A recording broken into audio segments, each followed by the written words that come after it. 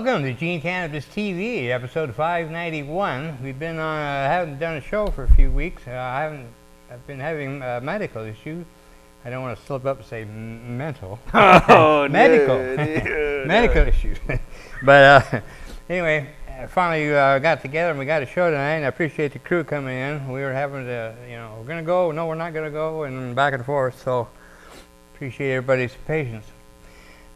Still ongoing medical problem, but anyway, I want to talk about remind everybody that we're trying to form SSCP student chapters and at Lane Community and U of O both. And who would they get a hold of? The person I would talk to would be Frances Fu. I believe she's the West Coast Divisional Director of Students for Sensible Drug Policy. Matter of fact, yeah, go to their check out the website. By the SSCP stands for Students for Sensible Drug Policy, I believe. Yeah, excellent organization, really good folks, and but we don't have local chapters right now, and that's of all places we really. Yeah, they're looking to start some. So yeah, get a hold of DanK Bagman at hotmail.com, and we'll get you connected. And appreciate you taking time to watch our show. This is a labor of love, and we need help from time to time, and that's one of the things we could always. We need another hard drive for storage for one, at least a 2 terabyte hard drive could be a big bonus for us. And we operate out of our own pocket, so any kind of help is greatly appreciated. There's no funding for this one, but. And then if anybody has a plastic cutter experience, the sign makers, well, I bought one, and now I got to figure out the software on it, and I'm having a little trouble with it. So if anybody's worked with them, I've got 2 programs. One's called Sign Cut, the other called Sure Cuts a Lot. But anyway, if anybody's experienced about that or would be interested in giving me a hand, I'm looking for help on that. And let's see, yeah, so I mentioned that. Okay, so that's the announcements pretty much, and so what do you got? I wanted to start off with my 2 favorite shops in Springfield. Really enjoy going into Sweet Leaf, and then Kitty Corner, just a stone's throw from Sweet Leaf Cannabis, is Mid-Valley Patient Resource Center. Right, and we're going to have some footage here later in the show of where we stopped by, and they showed us their facility and gave us a grand tour. They got a nice place, both really nice places. Yeah, all good people, and that's great. And let's see. Yeah, they did a little remodeling since they started with their sales, and it's still a small place, but it is. Very personable. The way I describe it, Oh yeah, and enjoyable, definitely an enjoyable experience. And by the way, and from my medical issues, these strains that people talk about helping for pain really do help. I was really surprised, and so keep an eye open for that if that's one of your needs. You can check with the dispensaries, and they'll tell you the percentages of CBDs and CBD and CBNs. Yeah, you were mentioning CBNs briefly. I'm not familiar with the CBNs. I should be able to expand on that, but I can't. But it's one of the chemicals that's in, like THC, and then the CBD and the CBN and the CBD are both a medical component. And some say, oh, that's what you need, but actually a lot of people are saying, oh no, you still need the THC. You need the whole thing to work together. Synergistic biochemical effect. But like I said, it really works. When I first bought it, I didn't buy it for pain, but he mentioned it's good for pain. And then when I started into my problems here, I started using it, and it's one of those vapor pens. Those are and nice. it's what I like about it is convenience. There's no loading. There's no loading, no cleaning. You just pick it up, use it, and lay it down until the cartridge is empty, and then you replace the cartridge. Of course, you got to charge the battery, but so anyway, they work real well. So I'm real happy with them. Yeah. So what do you got in your pile here? Yeah, I was quoting some IRS code on the last show, and I was like, man, I'd really like to say which code exactly that is, and I found it. It's a basically telling recreational marijuana businesses and growers how to launder their drug money And what? You know, it's kind of hard to believe, but no, here it is. Office of Chief Counsel, Internal Revenue Service memorandum. How does a taxpayer trafficking in a Schedule 1 or Schedule 2 controlled substance determine cost of goods sold? Well, Schedule 1 drugs are illegal. So why is the federal government, who made it illegal, telling a legitimate business owner to launder his drug money, and then the IRS will accept the known laundered drug money, which is, it's just ridiculous. Strange world we live in. Just take it off the schedule list entirely. You know, let's get rid of this conundrum. More conundrums. EPA puts onus on pesticide makers to prove safety. Marijuana growers are skeptical it will be a quick remedy. Colorado regulators floated pesticide approval idea to EPA in late 2012, but it took until early 2015 before it garnered any interest within the federal agency. Now, again, here's the EPA telling somebody how much pesticide they're supposed to put or not put on their illegal substance that they're growing. And then here's the money laundering that the IRS is advising you to do. So I don't understand this. Doesn't the EPA know that that's an illegal substance? It's baffling. And then here's another example of the federal government and their contradictions. You know, you have this is what they were passing out at the U of O, I should say. I almost said UFO. But yeah, you know, I forget what day it was. It was sometime close to October 1st that the school had a large campaign where they were letting us know for our health and safety, smokeless campus, you know, marijuana and tobacco free, even though we all know marijuana is much more healthy than tobacco, not even on the same pedestal, not even the same category. Yeah, they got the and then UO colors with a little UO PD will enforce UO marijuana and tobacco policies. Yeah, right. They just want the marijuana policy. That's all this is about. It's targeting, minoritizing people who have alternative cannabis lifestyle choices. You said keep it off. What you said? Keep it off campus. Mm-hmm. Keep it off campus. You can't use or possess marijuana or tobacco anywhere on UO property, including at the stadium. Whatever. Well, that makes enforcement easy. I don't know what they're smoking. You know, anything. Exactly. And what was so funny is nobody cared about this, and there was a whole pile of these, and they were just scattered in the main quad of the campus. People were trampling them, hundreds of these copies. No one cares. So they could have spent that money for something else. I don't know how much money. A pretty penny. These are pretty nice. You know, I'm wondering how much money they spend on it. Glossy, yeah. And you know, and to continue this whole hypocritic federal algorithm with the EPA and the IRS, now we're getting into the Department of Education. And what's the Department of Education doing? Let's see, they're saying that you may possess and use recreational marijuana. According to federal law, you may not possess marijuana. So why is a federal entity telling us that we can possess marijuana when federally we can't? So there's my third hypocritical example of this. We got the EPA telling you how much pesticide to put on your illegal substance, the DOE saying, yeah, you can own a federally legal substance. No, you can't. I don't understand it. And then, of course, the IRS, how to launder your drug money, and then we'll take it from you. So I don't understand any of this. It's pretty baffling. More about the school as well. I found this case. I talked to a wonderful gal. Her name's Goldie. She owns the Healing Without the High pet product line over there in Bend, Oregon. She's actually writing a book right now, and I'm keeping in touch with her.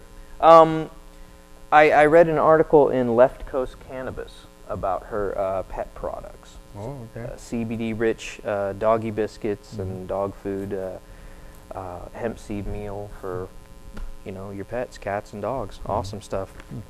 And she got me on this trip here about hemp and the legalities surrounding hemp at the federal level, and how I tie this in with the school here. You know, no marijuana. That's what LCC says too. They spent money on these really fancy signs, these sandwich board signs that have a big pot leaf, and it's the same thing, you know, except a cigarette. It's not a cigarette, it's a pot leaf with a big line through it, you know. And you know, they're like, no marijuana on campus. Well, back in 2004, the Hemp Industries Association, which one of their members is Dr. Bronner's Magic Soaps, which I use myself. You've heard of Dr. Yeah, Bronner. they've been sponsors a couple of times at HempFest too. Yeah. They their products contain hemp. And in 2004, Dr. Bronner, and along with some other members of the Hemp Industry Association, took the Drug Enforcement Administration to the United States Court of Appeals 9th Circuit in February 6th, 2004, and basically they were taking the DEA to task because the DEA wasn't letting them, you know, have any hemp coming through. And so this is what the 9th Circuit, federal 9th Circuit, the Supreme Court decided that the term marijuana means all parts of the plants, cannabis sativa L, whether growing or not, the seeds thereof, the resins extracted from any part of such plant, and every compound manufactured salt, derivative mixture, or preparation of such plant, its seeds or resin. Now, this is what we're getting to. Such term does not include, we're talking about marijuana, the illegal marijuana. Well, what's not illegal? Such term does not include the mature stalks of such plant, fiber produced from such stalks, oil, or cake made from the seed of such plant, any other compound, manufacture, salt, derivative, mixture, or preparation of such mature stalks. We're just talking about the stalks, ladies and gentlemen, except the resin extracted thereof, fiber, oil, sterilized seed of such plant which is incapable of germination. So every American citizen federally has the right to own a hemp stalk and sterilized hemp seeds. And how does this apply to the school? Well, the school's saying this is federal property, no marijuana. Well, federally, we can have hemp stalks and sterilized hemp seeds on campus. So what this is a writ from a judge, right?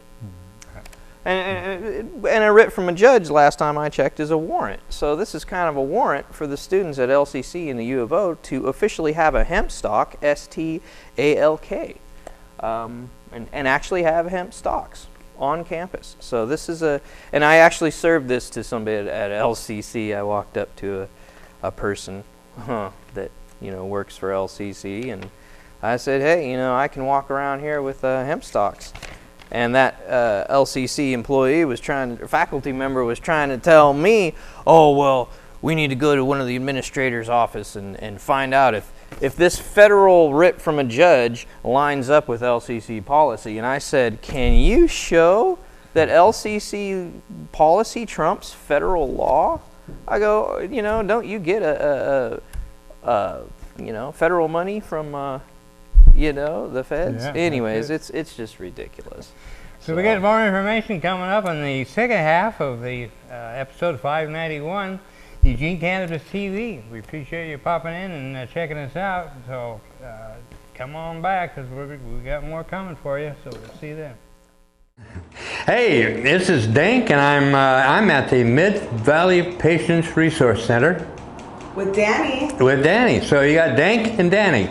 And we're talking about the new recreational sales in the state of Oregon and how it's going. And Danny and I have been talking several weeks before the sales actually started, and talking about being on the show. So finally, then can't get her in there to come on the show, so we came to her. No, really, we just want to go to the stores and talk to people and see how it's doing, you know.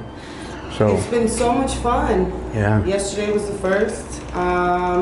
It was pretty busy. We didn't have any too crazy lines. Not too long of a wait down here at Mid-Valley Patient Resource Center. Mm-hmm. I do notice that there's lots of lines places. Mm-hmm. You can come here without any line, get in and out, mm-hmm. less than 20 minutes.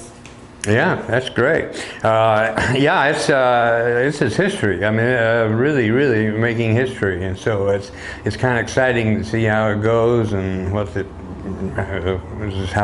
it goes. Yeah, I'm so excited to be a part of history. And now this is as we're talking now. This is Friday, the second day of sales, legal sales in the state of Oregon.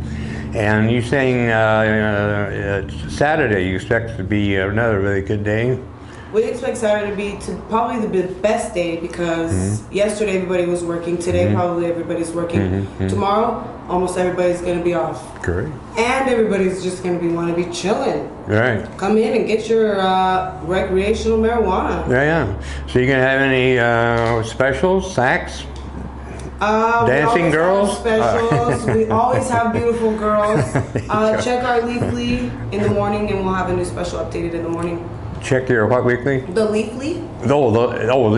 Yeah, your app, your Leafly app. Yeah, definitely check that. And yeah, that's fantastic. So Saturday would be a good day to come by if you want to come by and say hi and say, hey, I saw you and DanK on TV. There you go. You bet.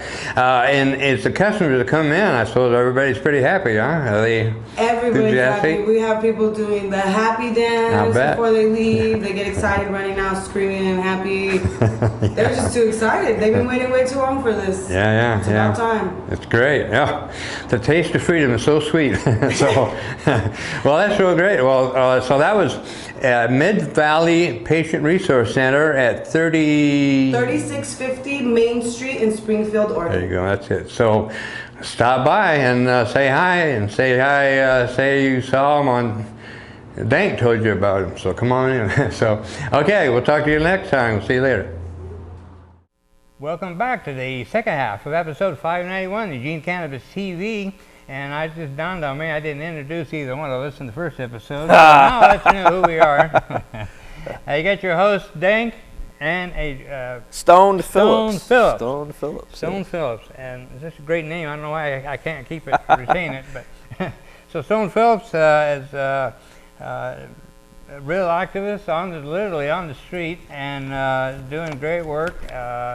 Pushing the envelope, which is always good. And so you want to tell us some of the stuff that you've done. Oh yeah, some more stuff here about the school. That's kind of where I left off.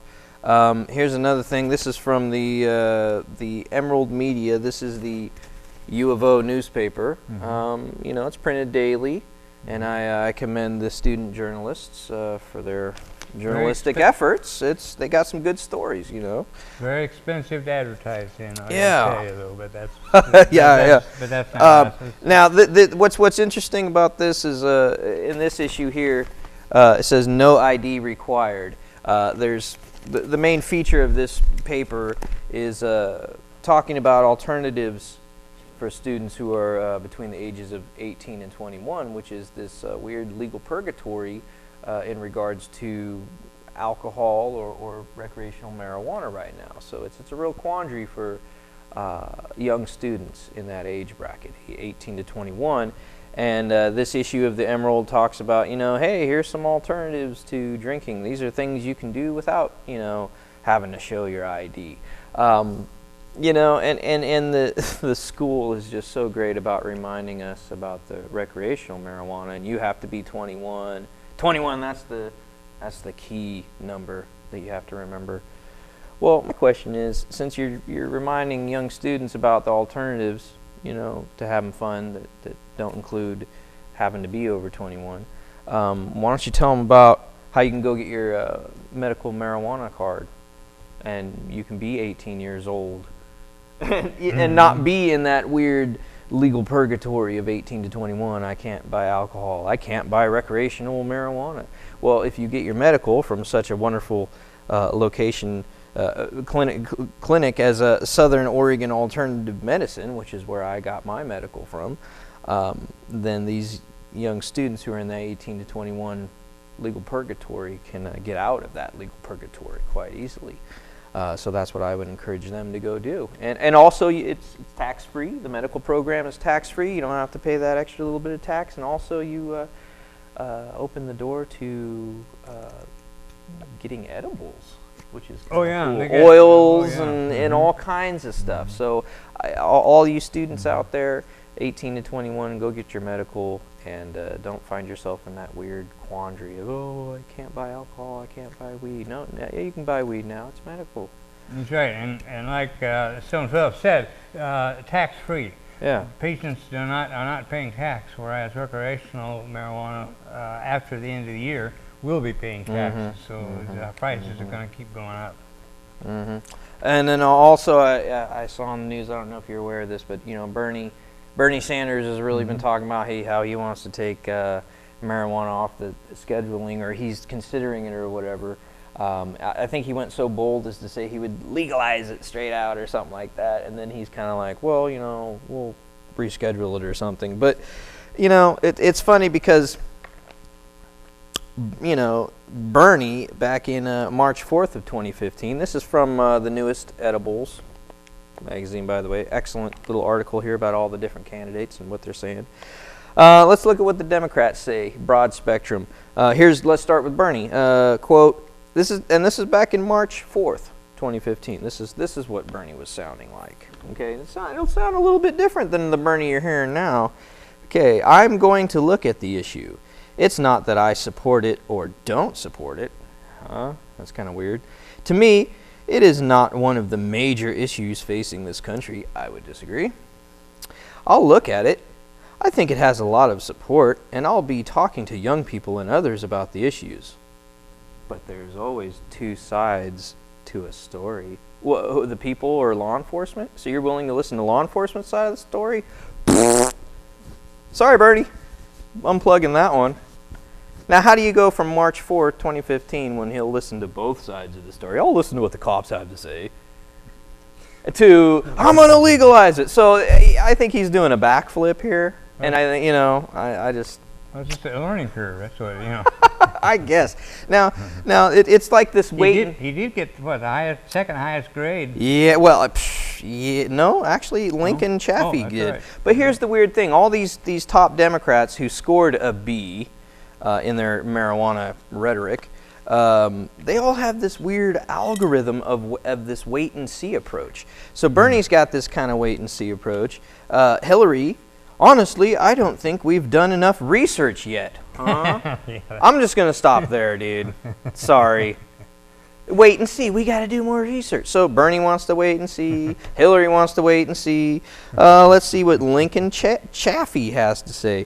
Former Governor Chaffee has expressed a willingness to explore the potential benefits of regulating and taxing marijuana, but he wants to wait and see. I'm done. Wow, Democrats, they just want to sit on their thumbs, dude, I guess. Well, here's a fourth prominent Democratic presidential candidate, Jim Webb. He says, in response to a question about whether marijuana legalization should be part of his criminal justice reform efforts, quote, I think everything should be on the table, and we specifically say that we want recommendations on how to deal with drug policy in our country, and we'll get it to the people who have the credibility and the expertise, and see what they come up with. Who are these people that have this amazing credibility to figure this out? Hey, I'm one of those people. What about just the people of the United States? Why do we need some weird panel that Jim Webb comes up with? Because Jim Webb says they have the credentials to think about this problem. So he wants to wait and see till he has the proper committee that has the proper credentials. Sorry, Jim. It's more of this wait and see.